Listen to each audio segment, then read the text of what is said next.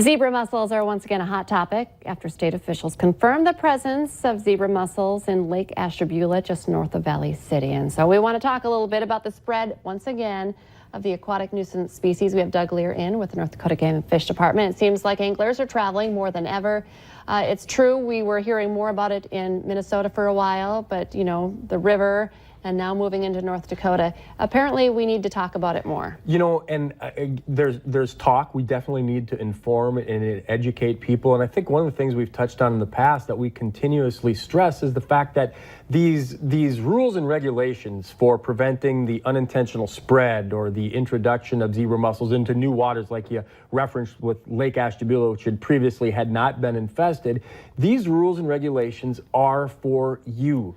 They're not for the other guy, the other people that are heading out on the water. And unfortunately, I think sometimes people maybe get caught in the trap of, well, we're doing enough. You know, they don't stop and think about and make the intentional choices that we need them to make to remove any kind of aquatic vegetation that might be on the prop of the boat, might be on the trailer. Even when you back the truck in, something might get wrapped around the exhaust or wherever you have aquatic vegetation needs to be removed. You need to drain the water, drain all the water from the live wells, the bilges. Those zebra mussels, as you can see, they're small. They're very, very small. And unfortunately, all it takes is one person to unintentionally introduce zebra mussels to a new water, and the next thing you know, we've got the next Lake Ashtabula on our hands, Lisa.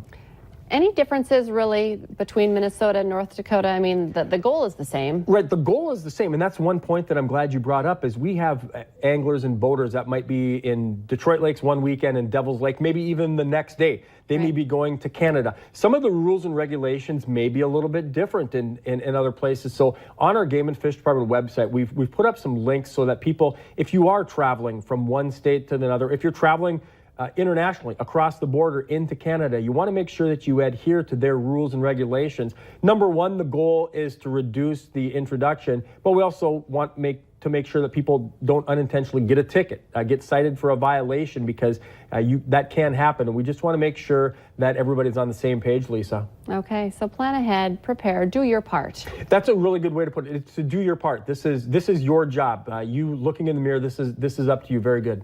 Nothing in Lake Sakakawea yet that we no, right? and again, we have not found anything in Lake Sakakawea, the Missouri River system, but we're constantly on the lookout. And we want people, if you spot something, to definitely take a picture of it and make that report. Okay, Doug Leier with the North Dakota Game and Fish Department. Thanks for coming in today. You're welcome.